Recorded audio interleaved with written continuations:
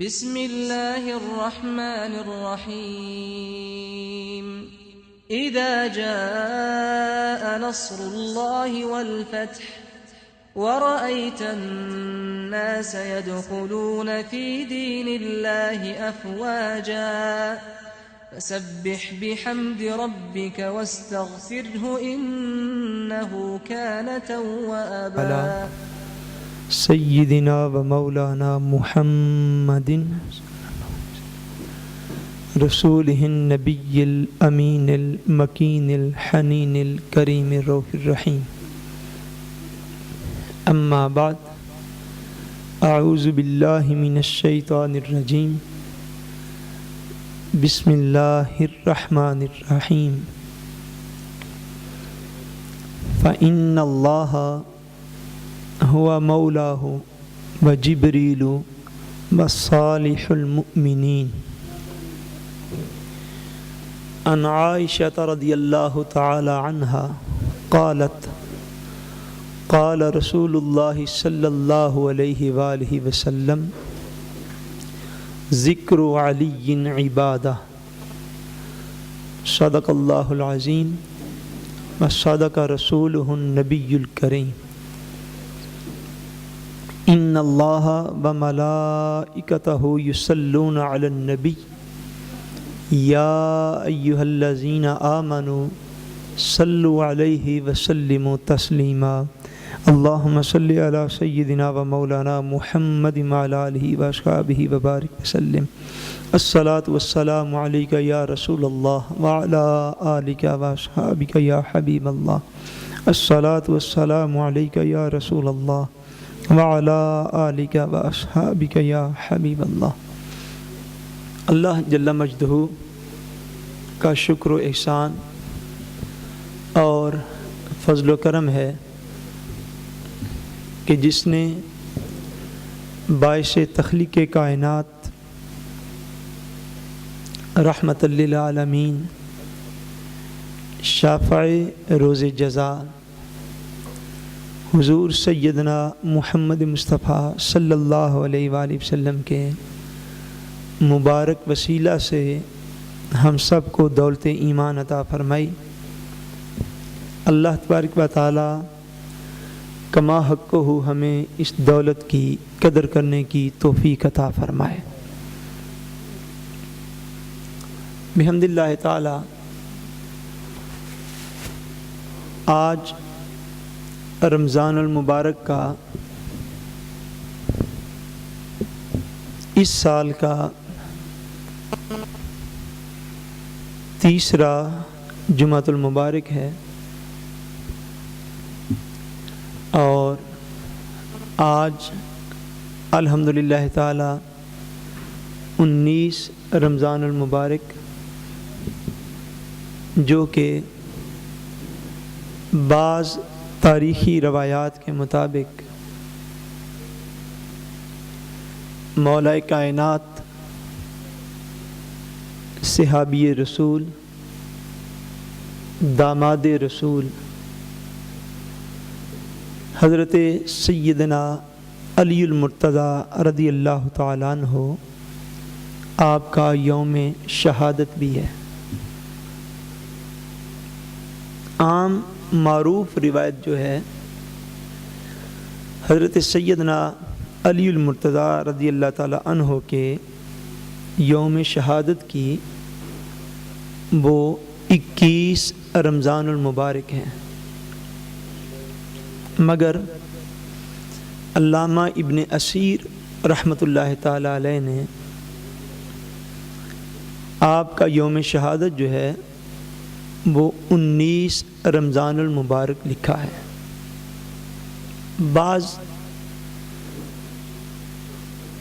تاریخی روایات کے مطابق 19 اور بعض کے مطابق 21، بہرحال جنہوں نے 21 رمضان المبارک کا کثرت کے ساتھ مورخین نے لکھا ہے،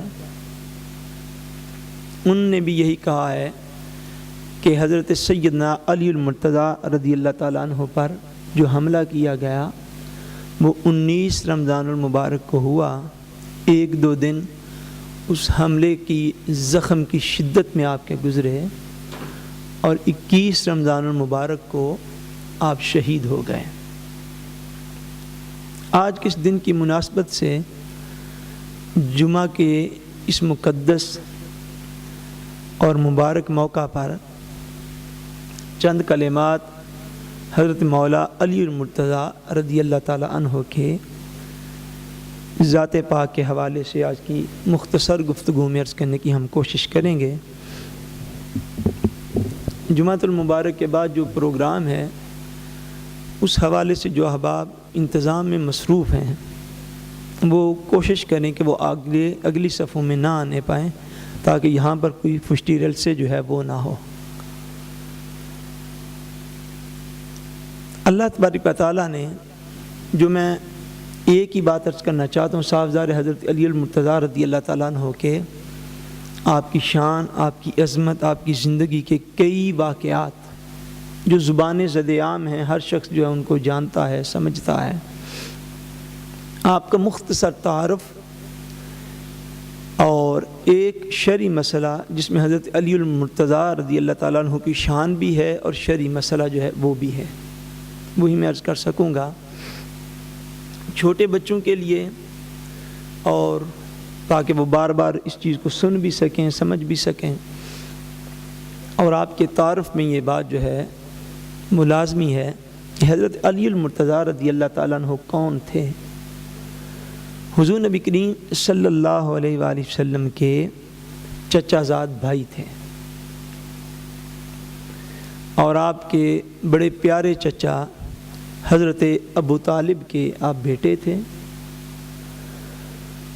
اور حضرت ابو طالب کی چونکہ اولاد زیادہ تھی، آپ کے اوپر ایک دفعہ وہ ایسا مرحلہ آیا کہ حضرت ابو طالب کا مالی پوزیشن جو تھی اس میں استحکام نہ رہا، مالی حالت تھوڑی کمزور ہو گئی۔ یہ حضور صلی اللہ علیہ وسلم کے اعلان نبوت فرمانے سے پہلے کی بات ہے۔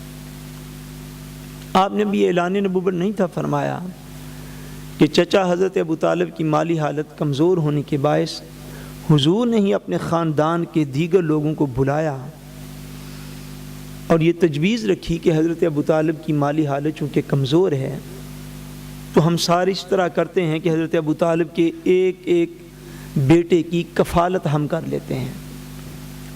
کوئی شخص آپ کے کسی ایک بیٹے کو پاس رکھ لے، کوئی دوسرے کو رکھ لے، کوئی تیسرے کو رکھ لے، تاکہ حضرت ابو طالب کا مالی بوجھ جو ہے وہ بھی کم ہو سکے اور آپ کی اولاد کی بہترین پرورش جو ہے وہ بھی ہو سکے۔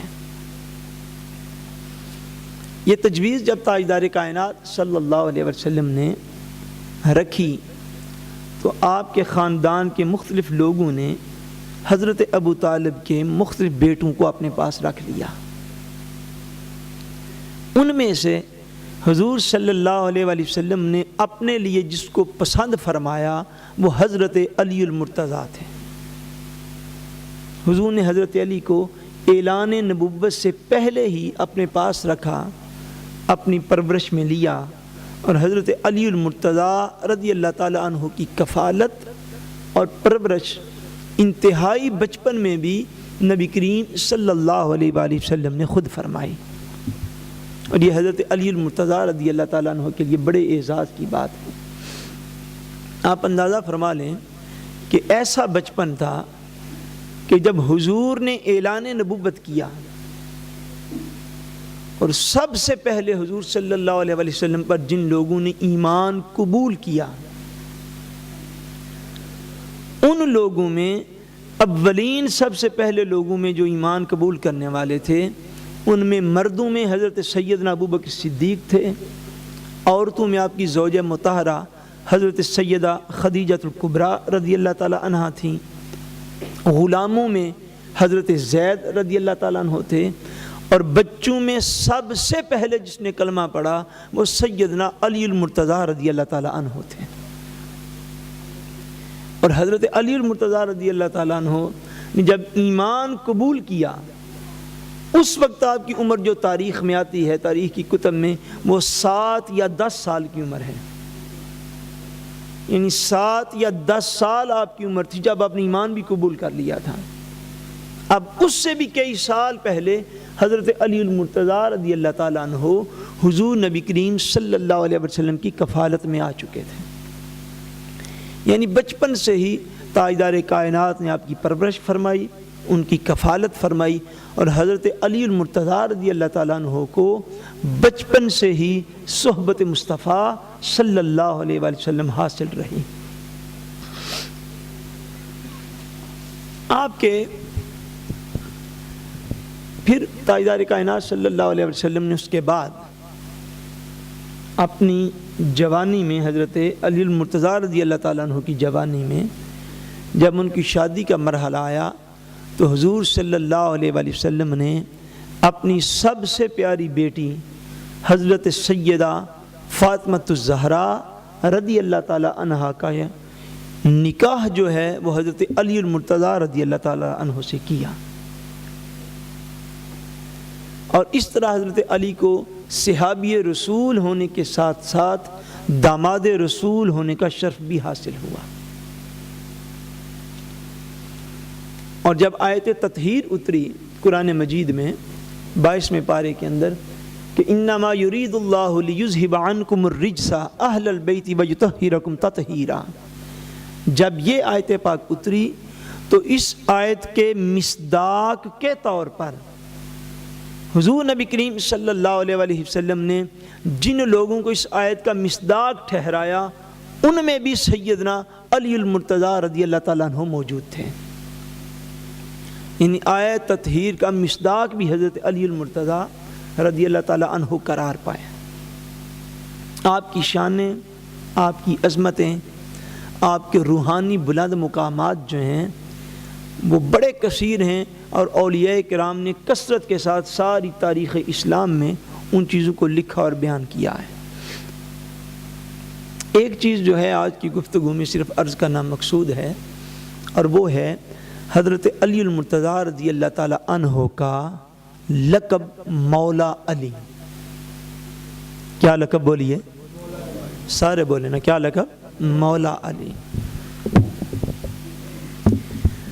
حضرت علی المرتضیٰ رضی اللہ تعالیٰ عنہ کو جو مولا علی کہا جاتا ہے، اس سلسلہ میں شرعی مسئلہ کے طور پر ایک بات جو ہے وہ عرض کرنی مقصود ہے، اور یہ کئی مسائل کا جو آج کل بعض اوقات کم علمی کی بنا پر بیان کر دیے جاتے ہیں یا سمجھ لیے جاتے ہیں، خود ہی آلریڈی لوگ سمجھ لیتے ہیں، اس بنا پر ان چیزوں کو شک و شبہ کی گرد سے دور نکلنا چاہیے، اور اس کو قرآن و سنت کے مسائل کے طور پر ان چیزوں کو سمجھنا چاہیے۔ بعضوں کا ٹیلی ویژن پر ایسے سوال ایک آدھ دفعہ میں نے سنے پچھلے مہینوں میں، اور بعض کا لوگ سوال کر دیتے ہیں، اور سوال کی نوعیت کچھ یوں ہوتی ہے کہ حضرت علی المرتضیٰ رضی اللہ تعالیٰ عنہ کو مولا علی کیوں کہا جاتا ہے؟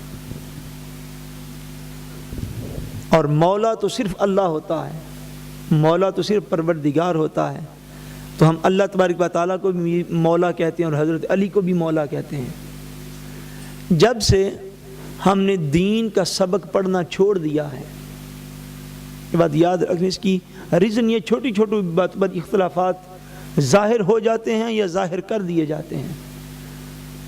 جب سے ہم نے دین کا سبق خود پڑھنا چھوڑ دیا ہے اور اپنی اولادوں کو فقط صرف ایک رخ پر پڑھاتے جا رہے ہیں، صرف ایک رخ پر، اور دین کو ہم اسپیشلی پڑھنے کے لیے یا پڑھانے کے لیے بھی تیار نہیں ہو رہے ہیں۔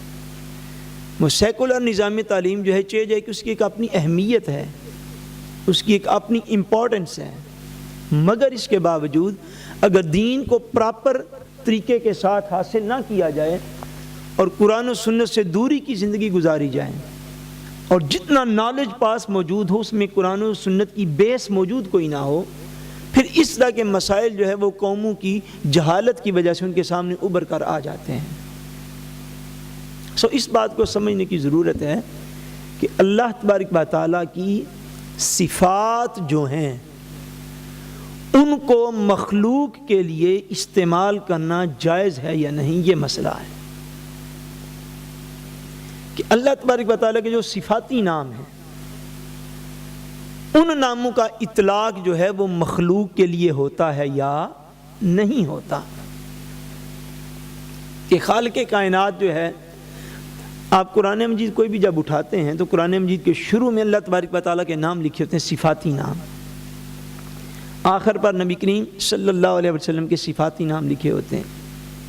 اور سارا قرآن الحمد سے بالناس تک کئی مقامات ایسے ہیں کہ جہاں پر اللہ تبارک و تعالیٰ جو الفاظ اور جو صفتیں اپنی بیان فرماتا ہے وہی صفات اللہ تبارک و تعالیٰ اپنی مخلوق کی بھی بیان فرماتا ہے. مگر اس میں فرق ہے. فرق یہ ہوتا ہے کہ اللہ تبارک و تعالیٰ کی جو صفات ہیں وہ حقیقی طور پر ہوتی ہیں اور مخلوق کی صفات جو ہیں یہ مجازی طور پر ہوتی ہیں.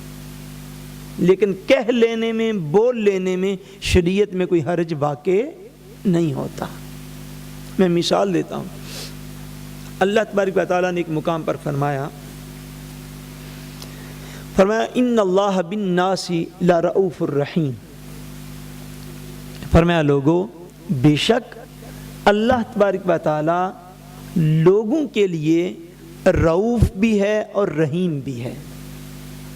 کیا ہے بولیے؟ لوگوں کے لیے رؤوف بھی اور رحیم بھی. یعنی دو صفات اللہ تبارک و تعالیٰ نے اپنی بیان فرمائی. فرمایا کہ میں رؤوف بھی ہوں اور رحیم بھی ہوں.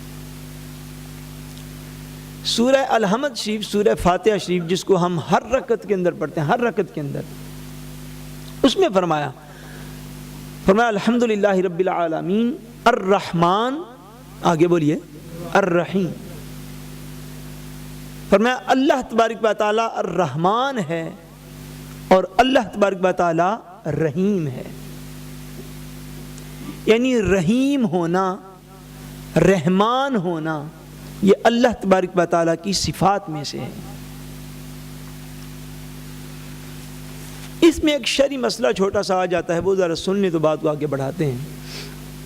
اللہ تبارک و تعالیٰ کے یاد رکھیے جتنے نام ہیں ان میں سے کچھ نام ایسے ہوتے ہیں جن کو آپ بغیر اضافت کے رکھ سکتے ہیں اور کچھ نام ایسے ہیں جن کو آپ بغیر اضافت کے نہیں رکھ سکتے.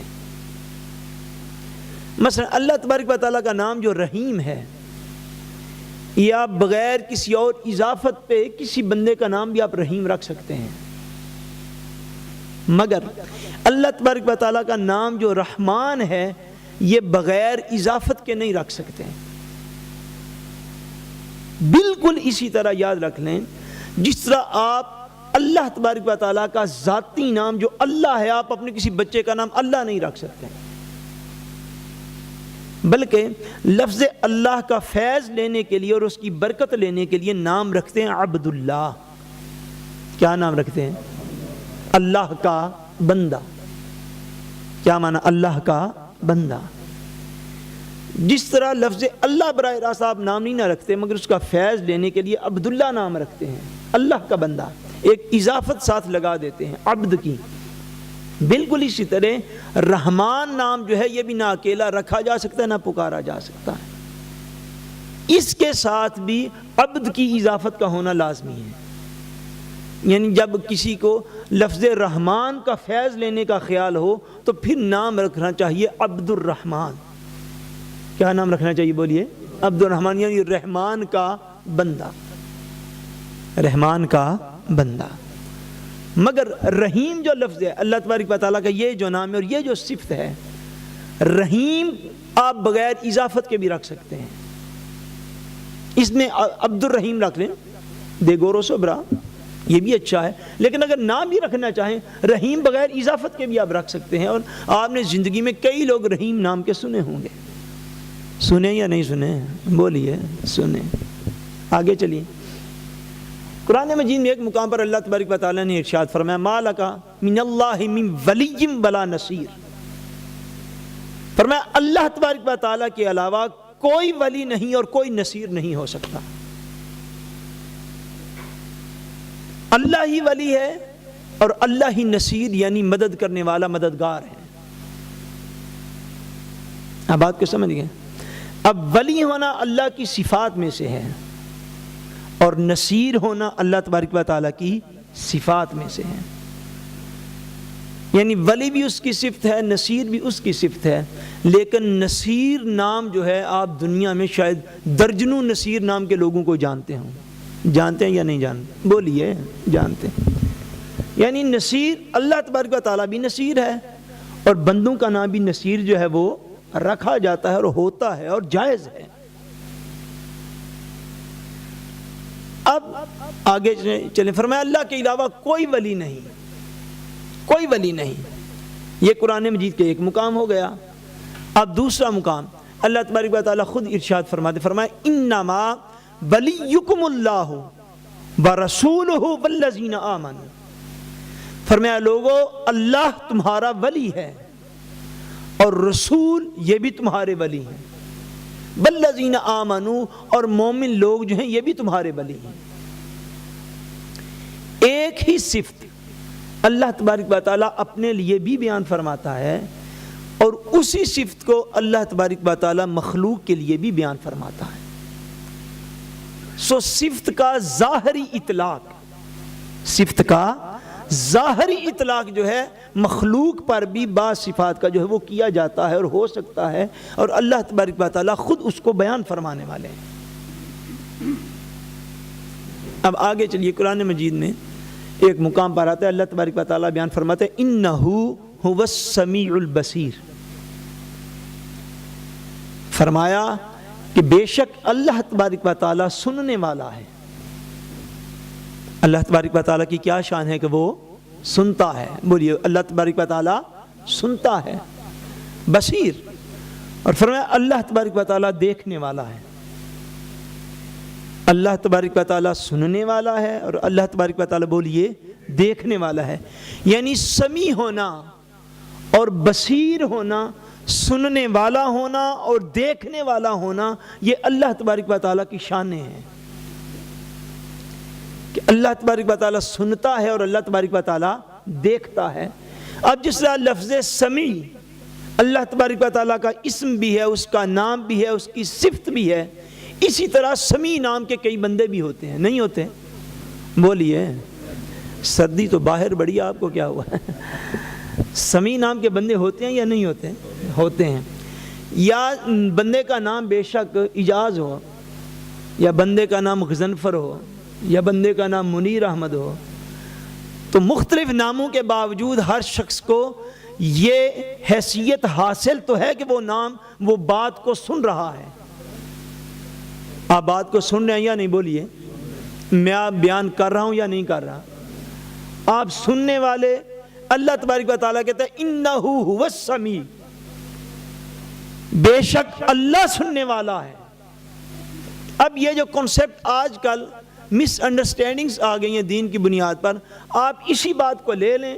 اکیلا وہ بندہ جس نے ساری عمر سیکولر ایجوکیشن حاصل کی ہے، اس کو ایک مبلغ پکڑ کر بیٹھ جائے اور شروع کر دے تبلیغ کہ یہ دیکھو جی قرآن میں لکھا ہے کہ اللہ ہی سنتا ہے، اللہ ہی سنتا ہے، اللہ ہی سنتا ہے. تو اس کا یہ مفہوم نہیں ہے کہ اگر اللہ سنتا ہے تو کوئی اور نہیں سنتا. اس کا یہ مفہوم ہے؟ بولیے بھائی، بولیے تو صحیح نا. نہیں، یہ مفہوم نہیں ہے کہ اللہ دیکھتا ہے تو اور کوئی نہیں دیکھتا. اس کا مفہوم یہ ہے جو میں عرض کر رہا ہوں، وہ یہ ہے کہ اللہ تبارک و تعالیٰ سمیع ہے، سنتا ہے، بصیر ہے، دیکھتا ہے. مگر اس کے سننے میں اور مخلوق کے سننے میں فرق بہت ہے کہ وہ خالق ہو کر سنتا ہے، یہ مخلوق ہو کر سنتی ہے. وہ مالک ہو کر دیکھتا ہے، یہ مملوک ہو کر دیکھتا ہے. یعنی اس کا دیکھنا اپنی شان کے لائق ہے، اس کا دیکھنا اپنی حیثیت کے مطابق ہے، اس کا سننا اس کی شانوں کے لائق ہے، اس کا سننا اس کی حیثیت کے مطابق ہے. اللہ تبارک و تعالیٰ سنتا بھی ہے، دیکھتا بھی ہے، مگر اس کا یہ مفہوم نہیں کہ اس کے علاوہ نہ کوئی سنتا ہے نہ کوئی دیکھتا ہے، بلکہ اس کا مفہوم یہ ہے کہ خالق کائنات نے جس جس کو سننے کی طاقت دی ہے اس کا اقرار کرنا یہ بھی توحید ہے، جس جس کو دیکھنے کی طاقت دی ہے اس کا اقرار کرنا یہ بھی توحید ہے۔ ساری کائنات میں مخلوق اور خالق میں فرق یہ ہے کہ انسان دیکھنے کے لیے آنکھ کا محتاج ہے، وہ دیکھتا ہے مگر بغیر آنکھ کے دیکھتا ہے۔ یہ فرق ہوتا ہے خالق اور مخلوق میں۔ انسان سننے کے لیے کان کا محتاج ہے، وہ سنتا ہے مگر بغیر کان کے سنتا ہے۔ انسان بولنے کے لیے زبان کا محتاج ہے، وہ کلام فرماتا ہے مگر کلام فرمانے کے لیے زبان کا محتاج نہیں ہے۔ انسان ٹریول کرتا ہے، ایک جگہ سے دوسری جگہ جاتا ہے، اس کی بھی رحمت آسمان دنیا پر اتر آتی ہے، مگر آسمان دنیا پر رحمت کے اترنے میں وہ جسم کا محتاج نہیں ہے۔ یعنی اللہ تبارک و تعالیٰ کی شانیں اس کی اپنی ذات کے لائق ہیں، مخلوق کی شان اس کی اپنی حیثیت کے مطابق ہے، مگر شانوں کا انکار کرنا یہ توحید نہیں ہوتا۔ شان کو ایکسپٹ کر لینا کہ جو اللہ تعالیٰ نے کسی کو عطا فرمائی ہے اس کو ایکسپٹ کر لینا یہ توحید ہوتا ہے۔ فرمایا قرآن مجید میں ایک مقام پر سورہ دہر کے اندر فرمایا فَجَعَلْنَاهُ سَمِيعًا بَصِيرًا، بالکل وہی الفاظ جو اپنے لیے اللہ کریم نے بیان فرمایا اللہ سننے والا اور دیکھنے والا ہے۔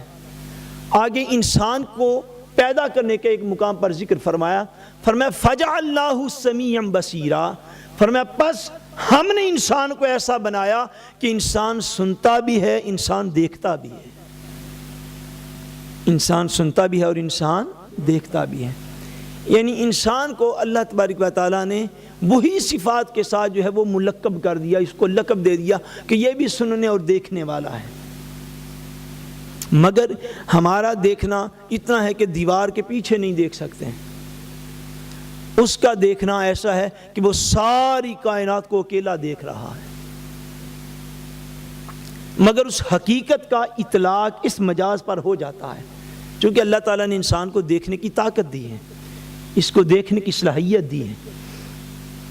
قرآن مجید میں کئی آیات ایسی ہیں جو میں بیان کرنے لگوں تو اس سے بھی کئی درجنوں آیات نکل آئیں گی کہ اللہ تبارک و تعالیٰ نے جو صفات اپنے لیے بیان فرمائی ہیں وہی صفات اللہ تبارک و تعالیٰ نے کئی مقامات پر اپنی مخلوق کے لیے بیان فرمائی ہیں، مگر فرق اس کے اندر یہ ہے کہ اللہ تبارک و تعالیٰ کے لیے حقیقت کے طور پر اور مخلوق کے لیے مجاز کے طور پر ان کا اطلاق ہوتا ہے۔ جس طرح سمیع ہو گیا، بصیر ہو گیا، ولی ہو گیا، نصیر ہو گیا، رحیم ہو گیا، یہ ساری کی ساری شانیں اللہ تبارک و تعالیٰ نے مخلوق کو بھی مخلوق ہونے کی حیثیت سے عطا فرمائی ہیں۔ بالکل اسی طرح قرآن مجید کے ایک مقام پر اللہ تبارک و تعالیٰ نے اپنی صفت مولا ہونا بیان کی۔ کیا صفت بیان کی؟ بولیے سارے بولیے، کیا بیان کی؟ مولا ہونا۔ فرمایا فَإِنَّ اللَّهَ هُوَ مَوْلَاهُ، یہ مقام ہے سورہ التحریم کے اندر۔ حضور نبی کریم صلی اللہ علیہ وسلم کا ایک واقعہ جو ہے یہ پیچھے بیان کیا جا رہا ہے۔ اب اس کے تناظر میں اللہ تبارک و تعالیٰ بیان فرماتے ہیں فَإِنَّ اللَّهَ هُوَ مَوْلَاهُ، فرمایا لوگوں بے شک اللہ تبارک و تعالیٰ مولا ہے۔ اللہ تبارک و تعالیٰ کیا ہے؟ بولیے اللہ تعالیٰ کیا ہے؟ بولیے۔ آپ کو کوئی شک ہے اللہ تعالیٰ کے مولا ہونے پہ؟ تو بولتے کیوں نہیں؟ اللہ تعالیٰ کیا ہے؟ مولا ہے۔ فرمایا فَإِنَّ اللَّهَ هُوَ مَوْلَاهُ، فرمایا بے شک اللہ مولا ہے اپنے حبیب مکرم صلی اللہ علیہ وسلم کا۔ وَجِبْرِيلُ، اب ایک ہی آیت، ایک ہی مقام، ایک ہی لفظ، فرمایا جبریل بھی مولا ہے، اللہ بھی مولا ہے اور جبریل بھی مولا ہے۔ فَإِنَّ اللَّهَ هُوَ مَوْلَاهُ، فرمایا پس اللہ بھی مولا ہے، وَجِبْرِيلُ، اور جبریل بھی مولا ہے، وَصَالِحُ الْمُؤْمِنِينَ، اور جتنے اولیاء ہیں وہ بھی مولا ہیں۔ وہ بھی کیا ہیں؟ بولیے وہ بھی مولا ہیں۔ اللہ بھی مولا، جبریل بھی مولا، اور سارے اولیاء اکرام وہ بھی مولا ہیں۔ بل ملائکۃ بعد ذالک ظہیر، اور فرمایا سارے کے سارے فرشتے یہ بھی مولا ہیں، یہ بھی کیا ہیں؟ مولا ہیں۔ آپ تھوڑی ڈیٹیل میں چلے جائیں قرآن مجید کو سمجھنے کی اگر کوشش کریں تو اطلاق ایک ہی آیت میں ایک ہی مقام پر اللہ تبارک و تعالیٰ نے ایسی ایسی صفات کی اطلاق فرمائے تاکہ کسی کو کوئی ڈسٹربنس نہ رہے. فرمایا اللہ بھی مولا ہے، وہ اس لیے مولا ہے کہ ساری کائنات کا رب ہے. جبریل، اور جبریل کے لیے بھی مولا کا لقب استعمال فرمایا. فرمایا جبریل بھی مولا ہے. جبریل اس لیے مولا ہے، جبریل اس لیے مددگار ہے، جبریل اس لیے دوست ہے کہ جبریل کی ساری مدد اللہ تعالیٰ کے حکم کے ساتھ ہے. بس صالح المومنین، اور فرمایا سارے کے سارے اولیاء اکرام یہ بھی مولا ہیں اس لیے کہ ان کی بھی جو ساری مدد ہے وہ بھی اللہ تعالیٰ کے حکم اور اجازت کے ساتھ ہے. جس طرح اللہ تبارک و تعالیٰ سننے والا ہو تو عام انسان کی سننے کی صلاحیت کا انکار نہیں کیا جا سکتا. جس سے اللہ تبارک و تعالیٰ دیکھنے والا ہے، عام انسان کے دیکھنے کی صلاحیت کا انکار نہیں کیا جا سکتا. بعین ہی بلا تشبیہ و بلا مثال اللہ تبارک و تعالیٰ مولا ہے، مددگار ہے، مدد فرمانے والا ہے، مگر اولیاء کاملین کی اور صحابہ کی اور ملائکہ کی اور سارے فرشتوں اور جبریل کی، ان میں سے کسی کی بھی مدد کا انکار نہیں کیا جا سکتا. کسی کی مدد کا انکار نہیں کیا جا سکتا کہ اللہ تبارک و تعالیٰ مدد فرماتا ہے. مگر فرماتا کس طرح ہے؟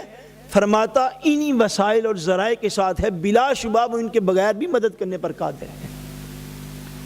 مگر جسے سننے دیکھنے کا انکار پاسبل نہیں، اسی طرح مدد کا انکار بھی پاسبل نہیں ہے، ممکن ہی نہیں. فرمایا فإن اللہ ہوا مولا ہوا جبریل وصالح المومنین. فرمایا اللہ تبارک و تعالیٰ بھی مولا ہے، جبریل بھی مولا ہے حضور کو، اور سارے اولیاء اکرام جو ہیں وہ بھی مولا ہیں. اور سارے اولیاء اکرام کے لیے بھی اگر مولا کا لقب ہو تو اس کے لیے کیوں نہ لقب ہو جو سارے اولیاء کا بھی سردار ہے، جو سارے اولیاء کرام کا سردار ہے. حضور نبی کریم صلی اللہ علیہ وآلہ وسلم آخری حج جب آپ نے فرمایا، آخری حج، صحیح مسلم شریف کی حدیث پاک ہے، دیگر کتب کے اندر بھی کثرت کے ساتھ یہ حدیث پاک آئی ہے. حضور نے حج فرمایا حجۃ الوداع کے موقع پر. حج فرما کر نبی کریم صلی اللہ علیہ وسلم واپس تشریف لا رہے ہیں. مکہ مکرمہ سے چلے مدینہ منورہ کی طرف آ رہے ہیں. رستے میں مقام آتا ہے غدیر خم. حضور صلی اللہ علیہ وسلم نے اس مقام پر قیام فرمایا. قیام فرما کر صحابہ کہتے ہیں حضور نے ارشاد فرمایا کہ سائبان باہر لگاؤ. صحابہ نے سائبان لگا دیا حضور صلی اللہ علیہ وسلم کے لیے، سائے کا اہتمام کر دیا. حضور سائبان کے نیچے کھڑے ہو گئے. کھڑے ہو کر نبی کریم صلی اللہ علیہ وسلم نے خطبہ ارشاد فرمایا. حضور نے جو خطبہ ارشاد فرمایا اس میں حضور نے فرمایا لوگو ان قریب مجھے اللہ کی طرف سے بلاوا آنے والا ہے اور میں اس بلاوے پر لبیک کہنے والا ہوں. ان قریب بلاوا آ جائے گا، میں لبیک کہہ دوں گا. میں اس بلاوے کے اوپر مان جانے والا ہوں، میں اس کو ایکسیپٹ کر لوں گا. میں تمہارے اندر دو چیزیں چھوڑ کر جا رہا ہوں، کتاب اللہ و عطرتی.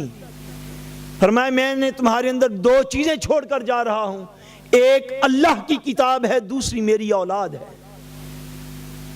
ایک اللہ کی کتاب اور دوسری میری اولاد. ایک مقام پر فرمایا میں تمہارے اندر دو چیزیں چھوڑ کر جا رہا ہوں، ایک اللہ کی کتاب ہے، دوسرا میرا فرمان ہے. ایک مقام پر فرمایا، اس مقام پر فرمایا غدیر خم کے مقام پر فرمایا دو چیزیں چھوڑ کر جاتا ہوں، ایک میں ہوں، اللہ کی کتاب ہے، دوسری میری اولاد ہے. اور یاد رکھ لینا قیامت کے دن تک اللہ کی کتاب بھی تمہارے اندر موجود رہے گی، میری اولاد بھی تمہارے اندر موجود رہے گی.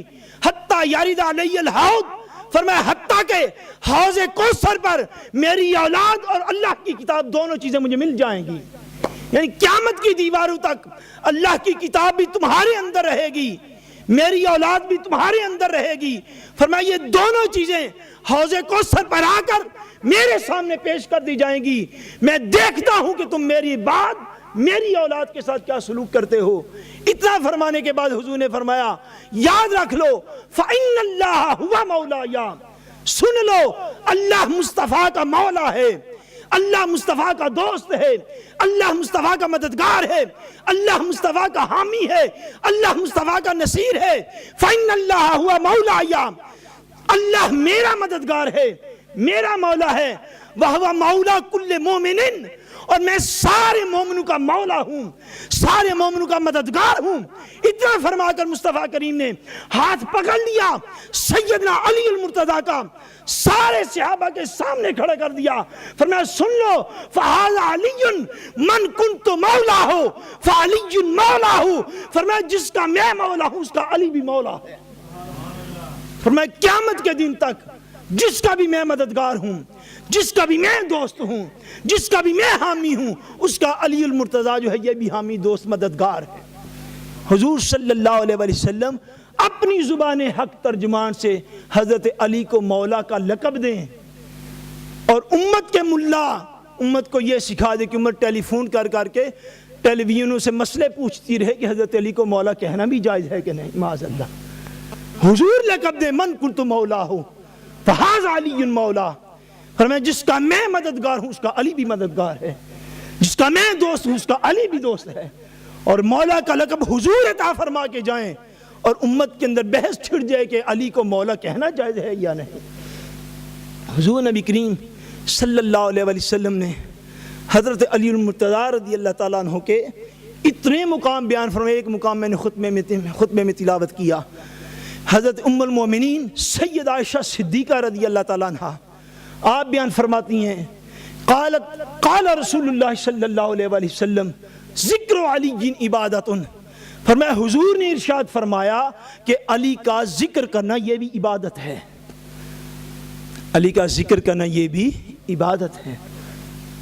ایک حدیث پاک میں آتا ہے، وہ بھی حضرت ام المومنین سید عائشہ صدیقہ رضی اللہ تعالیٰ عنہ آپ روایت کرتی ہیں، آپ فرماتی میں نے اپنے ابا جان سیدنا ابو بکر صدیق رضی اللہ تعالیٰ عنہ کو دیکھا کہ حضرت ابو بکر صدیق رضی اللہ تعالیٰ عنہ بڑی محبت کے ساتھ، بڑی عقیدت کے ساتھ ٹکٹکی باندھ کر چہرہ دیکھا کرتے تھے حضرت علی کا۔ کس کا چہرہ دیکھا کرتے تھے؟ حضرت، بڑے متوجہ ہو کر چہرہ دیکھا کرتے تھے۔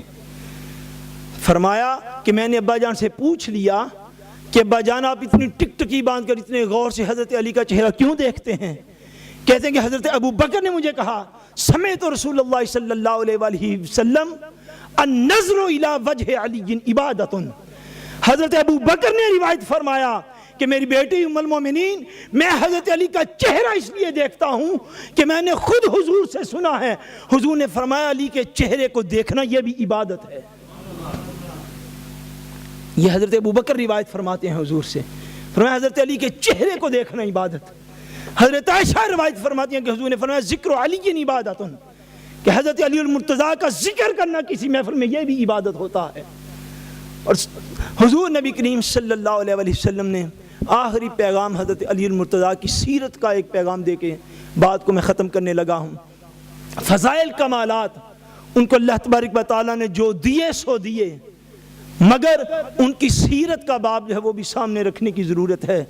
تاجدار کائنات صلی اللہ علیہ وسلم نے ہجرت کا موقع آیا، حضور نے اپنے بستر پر ہجرت کی رات حضرت علی کو لٹا دیا، فرمایا علی میں ہجرت کر کے جا رہا ہوں، یہ جو میرے قتل کے لیے تلواریں لے کر باہر کھڑے ہیں ان کی امانتیں میرے پاس ہیں۔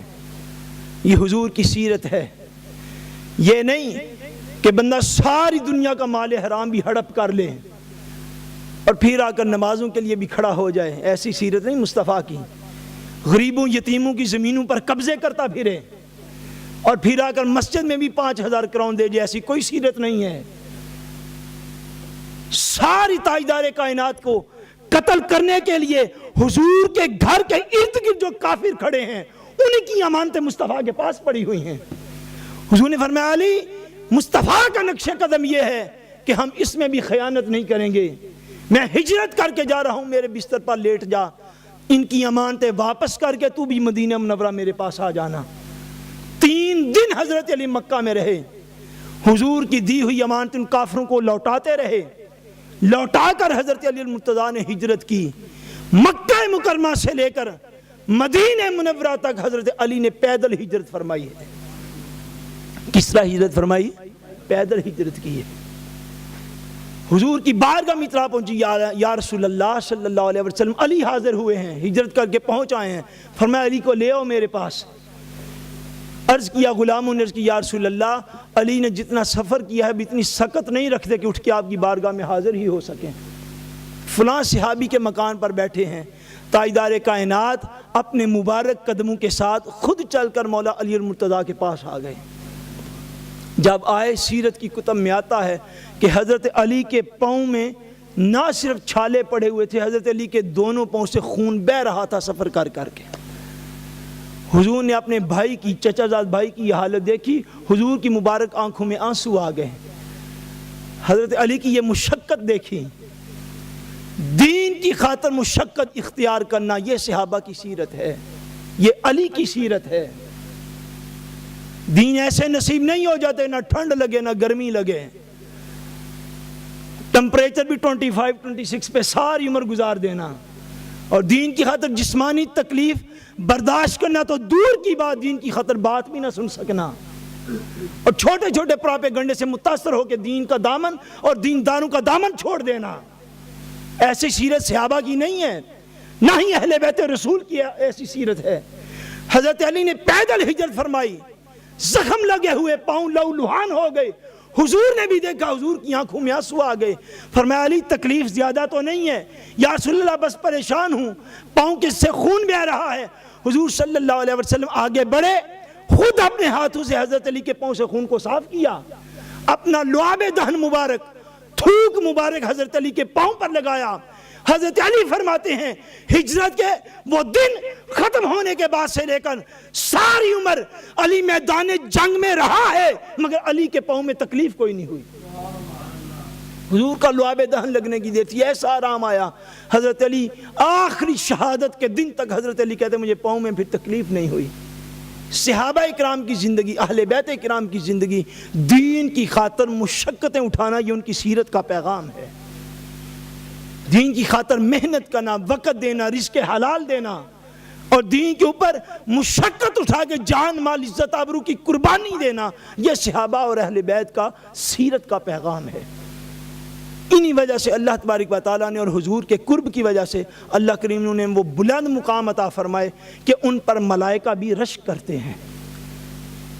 جن سے فیض لینا چاہیے تھا، بدقسمتی کے ساتھ ہم نے ان ہستیوں کو بھی اپنے نزاع کا باعث بنا لیا ہے.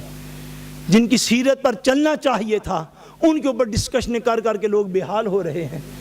حضرت علی المرتضیٰ رضی اللہ تعالیٰ عنہ کے متعلق یہ بات یاد رکھیں، کسی محفل مجلس میں مولا علی کا ذکر مل جائے تو یہ سمجھیں حضور کے فرمان کے مطابق یہ بھی عبادت کا ایک رخ ہے. فرمایا ذکر علی عبادت، کسی جگہ پر علی کا ذکر ہو یاد رکھنا، فرمایا یہ حضور نے کہ یہ اللہ کی عبادت میں سے شامل ہے، یہ عبادت کا ایک پہلو ہے. اللہ تبارک و تعالی ہمیں حضور کے اہل بیت کی محبت نصیب کرے، حضور کے صحابہ کا ادب و احترام نصیب کرے، ہم سب کا خاتمہ بالایمان فرمائے. وما علینا الا البلاغ.